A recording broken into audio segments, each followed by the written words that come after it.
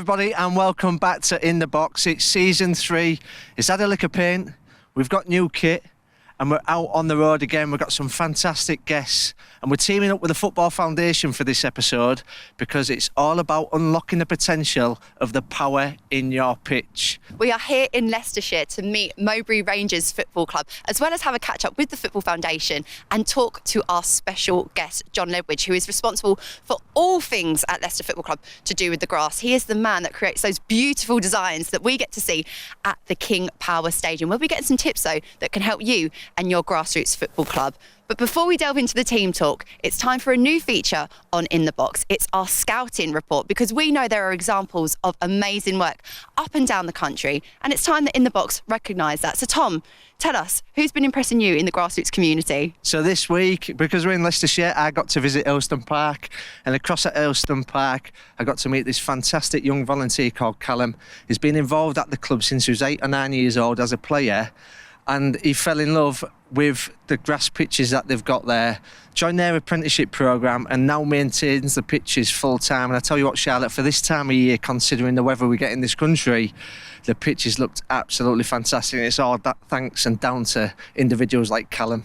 So from Callum to a shout out for a tea hut. Yeah, that's right. I want to shout out Future Football's Academy Football Club. They purchased this horse box second-hand online and converted it into an amazing snack shack. So not only is it generating valuable income for the football club, but it's keeping the volunteers on the sidelines, the players on the pitch, and the parents as well fueled. And I think it's an amazing example of creating a sense of community and just thinking a little bit creatively as well. Do make sure that you get in touch with us though to tell us your examples of what you're doing at your Grassroots Football Club as well, because we would love to give you a very deserved pat on the back. Right, Tom, I think it's time for a team talk. Now, you might not recognise our next guest by face, but we would certainly recognise his artwork from the pitches that he's designed at Leicester City Football Club. He's the Football Foundation's newest fan. We've got with us John Ledwidge. Welcome, John. Hi. Introduce yourself for us. So, yeah, John Ledwidge, Head of Sports, Turf and Grounds at Leicester City, Football Foundation fan now. I've been working at the club 8 years and set up a Sports Turf Academy as well on site at the new training ground. And that's formed part of the work we're doing in the community and the work we've done here, particularly at Mowbray Rangers. And John, could you tell us just how important are pitches and how do they impact football clubs? I mean, they're so important. At the top level, we talk about how the most valuable asset at the club is the squad, and they do most of their business on what we produce, which are pitches. But to the game in general, and the bit that obviously we're quite passionate about at Leicester with the Sports Turf Academy, is improving the grassroots pitches, because this is where the next generation are playing, right? And it's also important that we increase participation, and the only way to do that is to get good grass pitches. So yeah, we're on a bit of a mission as an organisation at Sports Turf Academy again. We've improved 134 pitches across Leicester in 1 year so far, with a view to do more, but they're so important, and these guys are feeding into our club as well. So like I said, they're the next generation, the next stars that are coming through, and they're starting right here. And the Ground Managers Association has a big part to play in all of this, don't they? Yeah. And obviously they're a partner. Technology is obviously coming into the game now and supporting clubs like this. There's the PitchPower app. Can you tell us a little bit about that? Yeah, so obviously our guys come out and support the volunteers with their PitchPower app and their application to get the funding, and it's so important, but equally it's so easy. It's really easy to use. It's really straightforward, but we offer that level of support where we come out and we support the guys and just talk them through how to do it, a little bit like what we've done today. We've been with John and done his latest PitchPower application, so it helps them understand, because they're looking at what they're trying to achieve, and also it helps them get their funding. So really important part, and like I said, really easy to use as well. So whatever level you're at, go ahead and get involved. Yeah, that's amazing to hear. And obviously we're coming up to a point in the year where pitches are especially a challenge. I think last season over 150,000 games were postponed because of it. What are the challenges that you see the grassroots community face the most, and what can they do to combat those? I mean, the main thing is that these pitches aren't constructed, typically don't have any drainage, So our biggest operation when we go out and work with these clubs is aeration, so poking holes in the ground. I know it sounds pretty basic, but the soil profile is quite tacky, a bit like here. This is quite heavy clay, so the more aeration they can do to allow that water to percolate through the surface, the better really, and that is what gets games on, but it's also what gets called off if it's not done. So I always say start with aeration, start with drainage, because everything else you can build on from that. So that's probably the most important thing for us. And you'll probably, like you say, the pitches that you do have been absolutely unbelievable. Which has been your favourite that you've been able to design? I get asked this question all the time. When I'm on holiday, honestly, my wife can't stand it because she's. I get stopped if I've got Leicester stuff on. Do you work at Leicester? Yeah. Oh, did you do the pitch? Yeah. Are you the pitch guy? And so we talk about patterns all the time, but I think all of them, just out from the outset, the purpose of doing that was to raise the profile of the industry. This wasn't about the John Ledwidge show, the Messi of mowing, like that one. But it was to raise the profile of the industry and get people talking. On holiday, you guys, everyone I've met today, they talk about the patterns. The crest was a particular, that was just sort of show-stopping really, and that was the last one that we did. So we're really, really proud of that one. But there were so many, and the team were involved in designing them and implementing them. So we've got a whole playbook full of them now, but obviously that's been put on the shelf for a while. And from those show-stopping designs, a lot goes into making a pitch amazing. Yeah. Thinking of those basics, perhaps for those that look after grassroots pitches, what can they do to take their pitch up a level? Like we just said, aeration is absolutely key. That is it's one of the fundamentals of getting pitches played on in the winter.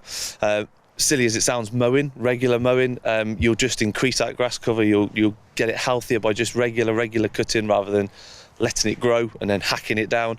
And I also talk a lot about timing. So you might turn up to poke holes in the ground, but if you're dragging a big tractor over a heavy pitch that's wet, you're going to make it worse. So timing is really, really important. And another thing that we work on at Leicester, and the guys at this level could convey that, is the relationships between them and the coaching staff. And then that's also tied into educating them. Talking them through what you do and showing them the importance of, we want to produce good pitches for you to play on, so be careful how you use them when you're training. Don't batter the goal miles, don't always run through the middles, because typically you'll see at this level straight through the middle is where all the wear is. So little things like that, they're sort of like 5 things that I always say just to give you a little tip. It's similar to what we do as well at Leicester. We educate them on a level with reports and drone footage and all sorts like that, and lots of testing. But at this level, it's the same principle applies, and just getting people aware of what you're doing and the importance of it, because these guys give their time up for free, right? They're an important part of clubs like this, and without them, the football wouldn't exist. And from what you've just said, when I go back to my club, I'll certainly tell everyone stop warming up on the pitch because that's what we're all guilty of, because we just want to get a feel for the pitch. Yeah. Now, there's obviously a load of support out there, John. Where can we direct people to? So obviously, the Hive community is really, really important, and again, it's full of professionals and people at Grassroots, and there's guys like me on there. We'll answer questions. There's a whole raft of professionals on there, but also there are guys in the same situation. There's other guys at Grassroots level, and they can share stories, share best practice. It's great that we can come and great that we can do it and be involved, but sometimes you learn more from each other. That community that's there and does exist is so important. Heading towards the Football Foundation website, there's loads of information on there, loads of valuable stuff. These guys are on a mission to improve pitches, so I really would encourage anybody that wants to get involved, head to the website and have a look at that, and you'll find everything you need on there. I love that, and that idea of building a community where you can share knowledge. And John, you've worked on some immaculate pitches, but I'm sure you've encountered a few horror stories as well. Can you share any stories with us? I've produced a few horror pitches, to be fair, in my time. Obviously, throughout my career, I've faced a lot of challenges and budget cuts and working at different levels from sort of League One right through to the Premier League. And certainly there's a scenario where I remember a referee coming out for a game at my previous employer, and he come out and he just threw a ball up in the air and went, and I literally just wanted the ground to swallow me up. But it happens to all of us, and I like sharing that story because we're not always working at that high level. I am now, but I've been there too. I've been in the trenches, even at a professional football club. So we all face our challenges, and that was probably one of my lowest moments, to be perfectly honest. So it's quite nice on a final note to ask you the question, because of the work you do in the grassroots community, I'm sure you encounter some absolutely amazing volunteers, and sometimes looking after the pitches can be a bit of a thankless task, but it's so important. Yeah, they are, and like guys like John, who's here, who you'll speak to in a while, you know, they're so valuable and they give up their time for free. And that's why we find it so important to go and engage them and have a cup of tea with them and talk about the club or talk about what they're doing and help them through that process. But they're an integral part of the game, and people can't forget that, because without those guys here, without those guys looking after the pitches, there is no football. So, John, before you go, I want to fire some quick fire questions at you. Okay. If that's okay. Yeah. What does football mean to you, and why did you develop this love and passion for taking care of grass? Football's been in my life since I can remember, to be honest. You know, my dad played, and not professionally, but we've always been around football. And for me, football's given me a career, right? You know, I wanted to be a footballer desperately, but I knew I was never going to make it professionally. And I developed the love of this just by going to my local club and wanting to get on the pitch. You know, like, I guess most football fans want to get on the pitch with their team, right? If you get a chance to walk out at King Power or Old Trafford or these iconic stadiums, and it's something that just gets under your skin. It really does. But football has given me everything that I've got. So, you know, I'm so thankful for it. And I've played at Grassroots, I've refereed at Grassroots, you know, I've dodged that question sometimes. And I work in the professional game, and now thankfully we also do a lot at grassroots level too. So, And what's the best thing that football has taught you as a lesson? Just how powerful it is. You know, football inspires so many people, whether you want to play, whether you want to volunteer. The reason the volunteers are here is because they love football, or because their son or daughter are playing and they want to see them do well. So, you know, it's just such a powerful sport, and it can be so influential in positive change. You know, obviously engaging in sport, staying fit, grass and turf, it's really important. But yeah, I think it's just the power of football and how it brings people together. Well, John, thanks ever so much for joining us on this episode. Can't wait to see the impact that you're going to have, as well as the Football Foundation and all the volunteers across the country. Thanks, guys. PitchPower is a free web app from the Football Foundation that allows you to inspect your pitches using your mobile phone, quick and easy. We're urging all clubs to submit their pitch inspections by the 31st of March so you can start your pitch improvement journey. Head to the Football Foundation website for more information. We've come in from out of the cold into the wonderful clubhouse here at Mowbray Rangers to find out more about the amazing volunteers that operate this incredible football club. Phil, John, a massive welcome to In The Box. Thank you so much for having us today. Firstly, tell us a little bit about yourselves and your roles at the football club. Oh, we can go a long way back. Started playing at the age of 7, went into semi-pro football, and I ended up coaching with a Leicester City coach alongside. Then I moved into actual committee work, which then sort of led to important roles, chairman, as I say. But at the end of the day, I moved into this area probably about 14 years ago, came to this club. And this club's moved forward tremendously over those years. Not solely down to me, but obviously the colleagues with me. Yeah, I'm mainly groundsman here at the ground. Been doing that for 4 seasons. Took it over when we were sort of in a bit of a sorry state and not quite sure how things were from week to week. Obviously, we've moved that on, and I've also joined the committee to help with the running of the club. And obviously decision making. And 90% of grassroots football clubs still play on grass pitches, has a massive part to play now and in the future of football, hence why the Football Foundation are on a mission to improve them. As head groundskeeper here, how important is it to have a great football pitch out there for everyone to play on? I think on a personal note, it's, the quality of the football that our youngsters are able to play here at Mowbray is all down to what you provide for them and the facilities you provide. And it's always nice to hear the comments when you get travelling managers come, especially for the very young kids, and they've got fresh white paint that we do every Sunday morning before they play. I have referees comment, and it's just nice to make an effort and to know that you're making the pitches as good as they can be at this level with the level of input financially that we've got.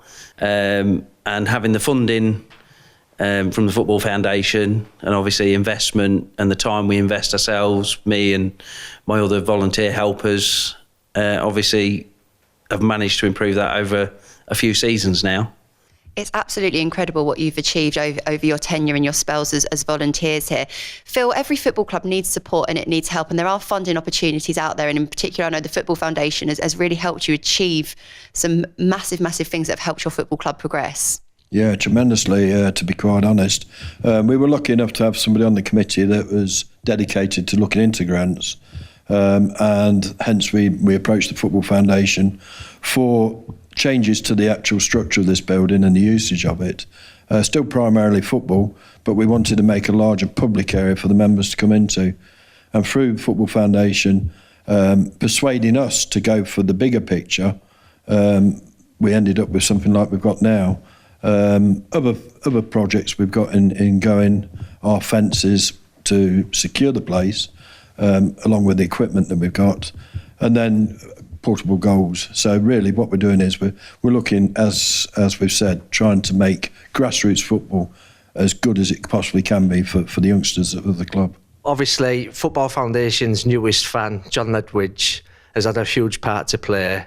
Just what's it been like having John come down and support you with the development of the pitches? I think it's massive. I mean, all of the boys at Leicester City that are involved with the Sports Turf Academy are fantastic. You know, I mean, to put it into perspective, I've had John down here driving a tractor with a uni rake on the back because there was no one else available. You know, so he's not afraid to muck in and do his bit. But we've had funding for equipment, and we've had funding to obviously improve the pitches. But what Leicester offer us, you know, through the Sports Turf Academy is the reassurance for me that we're doing the right things and we're putting the money to good use.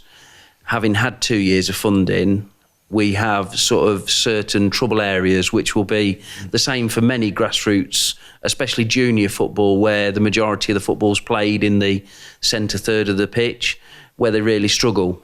And we've seen massive improvement in the outer thirds, but we're sort of working through a project to try and sort of get that middle third to keep up with the outer thirds so that we've got that nice, even, lovely green surface all the way across the pitch. It's really interesting to get that insight, and as well, I'm assuming every single week, every day, you're putting in hours, volunteering your time. Can you give us a glimpse into what goes on to make a pitch as fantastic as the ones we saw earlier on? Yeah, so it's really difficult at grassroots level, and we're on heavy clay here. Obviously, when we get into the wet end of the season, it's actually really important to say that sometimes doing nothing is the best thing to do, because actually you can sometimes do a lot more damage than good. Our sort of regime is, in the dry months, we'll cut at least once a week, keep the pitches clean and obviously cut nicely, looking nicely. As I said before, every Sunday morning I come down early and we mark all the pitches fresh on a Sunday morning, so they're always bright white. That's how we like to have them, and the managers get used to it now. And to be fair, if there's ever a week for whatever reason I'm not available, I get grumbled at if they're not bright white. You sort of basically have to just prioritise what you can do. Finally, on In the Box, we like to ask a hat trick of quick fire questions to you both. So first things first, what does football mean to you? Live and breathe it. The only thing for me is seeing managers and kids turn up, play football, be happy, be out doing something they love. That's all I'm here for. And it's going to be a tough one because you've been involved that long, but what's the biggest thing it's taught you? It's community. I think it gives a lot back. This club to me is like second family, really, to be honest. I come and see the people and it's just like coming home. And my final question to you both, what piece of advice would you give to someone listening to In the Box? There are always better ways. We're far off perfect. There's things we can learn. So I think the more you can pick people's brains and use their expertise, then the better it is, and the better all round for football. I think the thing I'd say to anyone, if they're watching this and thinking, what could I do? If you're not already involved in football and you want to be, don't be afraid to ask and get involved in whatever way, shape or form that is. You know, there's always room for more volunteers. Your local club will always want more people to be involved, to get on board. and you get the chance to make something better for, you know, in our case, kids, but in other clubs' cases, adults and kids in your local community. Very inspirational stuff there, and I love what you said will resonate with people, and that's why In The Box exists. It's all about community. It's about the power of sharing, because it's one game, one love, and it's for everybody. Hi everybody, it's Tom from In The Box. There's a fantastic opportunity coming your way.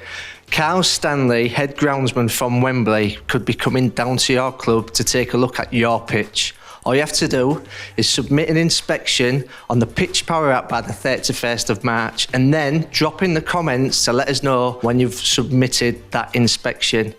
Go download the PitchPower app now. Now, we've mentioned the Football Foundation a lot, and now we are joined by Director of Programmes, Mark Coulson. Welcome, Mark. Thank you for having me. So tell us a little bit of how you got into the role. Football's been a big part of my life since I was a child. I was a typical 80s kid who spent all the time on the streets, kicking footballs against the walls and driving my parents mad. So I always wanted to work in football, and volunteering has been a big part of my journey. So when I finished my degree, I was one of the thousands of people who come out of university with a sports development degree. And I got in touch with my local county affair and basically said, can I come and work for you for free? Can I do some volunteering? Just so I had something to talk about on my CV when I'm applying for jobs, to try and get that bit of a head start. And they directed me to my local club. So I joined the committee. My role was about taking them through the charter standard processes and applying for community club status. And I also led the bid for Football Foundation project. So it was a pavilion and a pitch drainage project as well. So those experiences kind of have set me up for the career path that I've gone on to have today. So yeah, that was a massive part of my journey, and probably one of the most important things I've done to get to this point. Absolutely, and your passion shines through, and facilities is such an important topic for grassroots clubs and organisations across the country. It must be very rewarding for you in the work that you do in the Football Foundation to support clubs to get better and to work on grass pitches to wider projects. It is, absolutely. We know from all the insight that the quality of grass pitches is a number one issue facing the game. It's been like that for years on years, and the grassroots community expects us to do something about it. So as the Football Foundation, we get our money from the Premier League, the FA and the government, and we use that money to try and transform communities through our investment. And grass pitches is front and centre of what we're trying to achieve. We want to get to 20,000 good quality pitches by 2030, and we've started that mission today. And to be able to do that, technology is obviously playing its part. We spoke about the PitchPower app. How did the idea to produce the app come about? It came about because of the scale of the challenge. So we've been working with the Grounds Management Association for a number of years, and they were driving around the country basically assessing pitches individually themselves manually, and we could probably improve 1,000, 2,000 pitches a year by doing that. We want to improve 20,000. So we can't have 2,000 people driving around the country. It just doesn't work. So we had to use technology, and PitchPower has been brilliant. We've got just shy of 5,000 good quality pitches now, so we're well on our way to achieving our goal. And it just allows us to support so many more clubs much quicker and get the resources and tools and support that they need to improve their pitches. It sounds absolutely fantastic, and we will link to it in the show notes on In The Box. And we're here at Mowbray Rangers Football Club, who have benefited so much from Football Foundation funding and support and resources and so on. For anyone tuned into In The Box, what one little bit of advice would you give that they can glean from working with the Football Foundation? Yeah, any clubs out there who want to improve their pitches, they might not even currently maintain them at all. Anybody who's got the desire to improve their pitches, start the journey with PitchPower. Understand what's going on with your pitch, what the current baseline is, and you'll get a report that tells you exactly what you need to do. That then opens up the door to our funding. We've got a funding pot of £21 million a year. It's not a small amount of money. That money is there to invest in clubs for them to improve their pitches, and we just want clubs to come on the journey with us. What an opportunity. So you can go download the PitchPower app now, and if you submit a PitchPower report on your grass by the 31st of March, there's fantastic opportunities for you to come.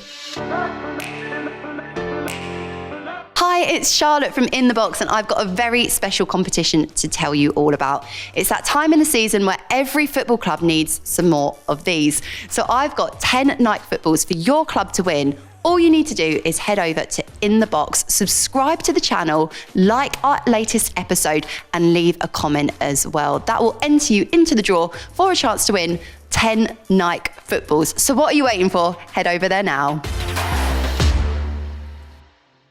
Wow, what a first episode back of In the Box. It's been amazing to come down to Mowbray Rangers Football Club. I've really enjoyed it. Tom, what are your takeaways from this visit? My biggest takeaway is that if the pitch isn't playable, don't play on it, sacrifice the fixture. You want the pitch to stand the rest of the season. What about yours, Charlotte? I think for me, it's actually the biggest signing that your football club could make would be to sign up for the PitchPower app. Why not unlock that extra resource and then funding further down the line? I think it's going to make a massive impact for clubs at a really important time of the season. Definitely is, and obviously the Football Foundation, on their mission to help improve grass pitches, that's the way they're doing it. Technology can reach more pitches and more people and unlock the power within them. So that's just about all we have time for episode 1 of In the Box. But to make sure that you're the first to know when our latest episodes drop, subscribe, like, and leave us a comment while you're there as well. And if you want to see more guests like John, let us know who you want us to go out and see, and we might be coming to a league or club near you. Until next time, take good care.